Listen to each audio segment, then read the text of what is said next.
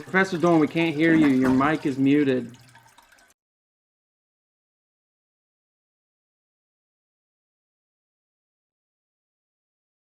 Can you hear me now?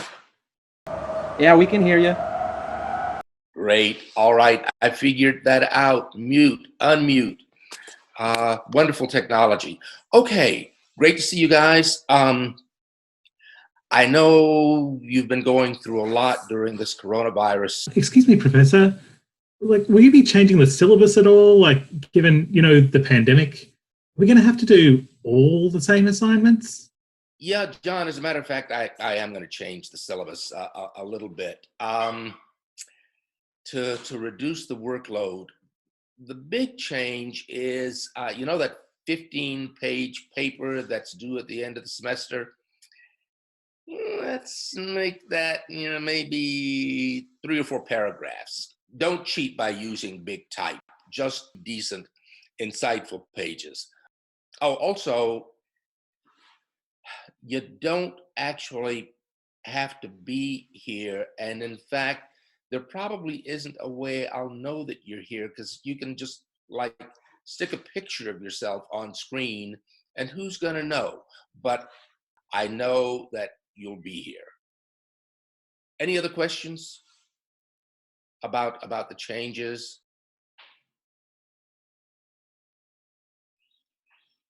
All right.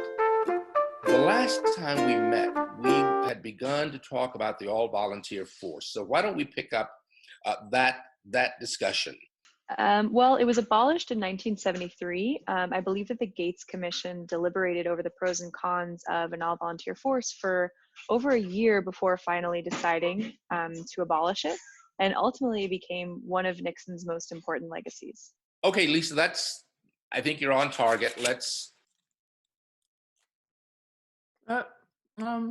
move on. That's enough said about the all-volunteer force.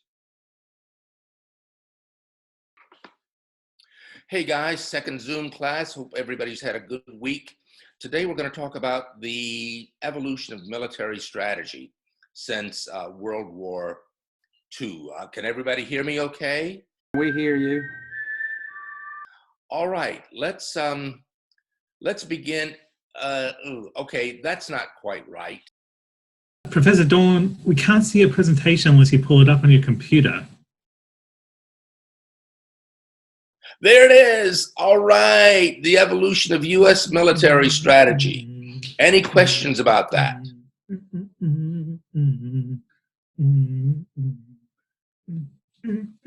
John, are you humming? Any more comments about U.S. military strategy from the late 1940s? Well, we know that the Cold War was beginning, and the Soviet Union quickly became an incredibly grave threat to U.S. security. So once Churchill's Iron Curtain speech and Kennan's telegram to the State Department happened, the U.S. government realized that we would need a massive military buildup to be able to defeat the Soviet Union. The American public still just wanted, butter over guns. They wanted to get back to manufacturing cars instead of tanks. I mean, comes to me. Tommy, did you want to say something? Hold on a second. Let me get this first. There we go. Sure. Yeah. So I agree with Abby. Okay. All right. I think that's maybe enough for today. Strategy is really a heavy topic. So I'll see you guys next week. Hi guys. I'm starting to become a little more comfortable with this Zoom stuff. Today we're going to talk about acquisition policy and procurement. Over a long period of time, military stuff has become more complicated, more expensive. It's taking a lot longer to produce. I've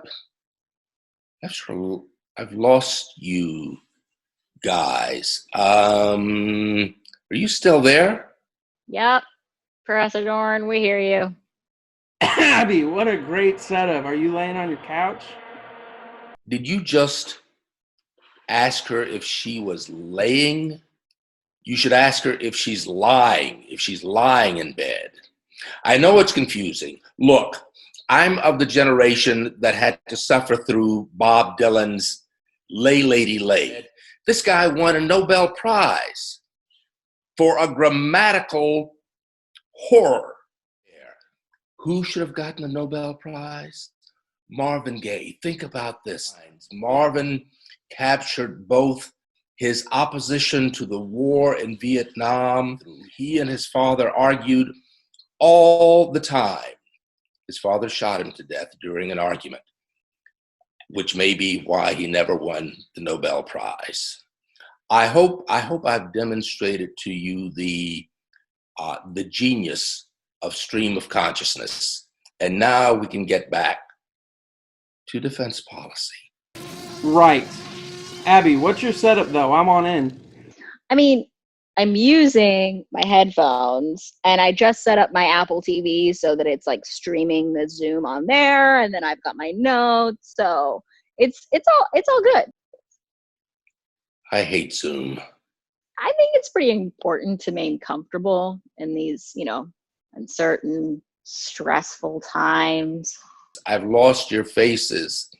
You probably switched to a different desktop. Are you using a Mac? It's comprised of a lot of different view options. Try putting 3 fingers on your trackpad and swiping up. You'll be able to see all your open applications. Tommy, did you say comprised of? Don't say that. Now let's move on to talk about acquisition policy. John? Are you okay? Oh, I'm sorry. I thought I was on mute. Okay. Is there anybody else in the class who reviewed the optional reading and has some comments to make about government acquisition and spending? Yes, Professor Dorn, I was able to take a look at some of the readings. They were fascinating. I understand that Secretary of Defense Robert McNamara had an incredible impact on the acquisition process, and that he undertook a 3-stage effort to make the Department of Defense more efficient. I think that his changes had to do with quick action, the seizure of detailed control of procurement from the military, and a shift to a different style of procurement altogether. His vision really changed government acquisitions from that point forward.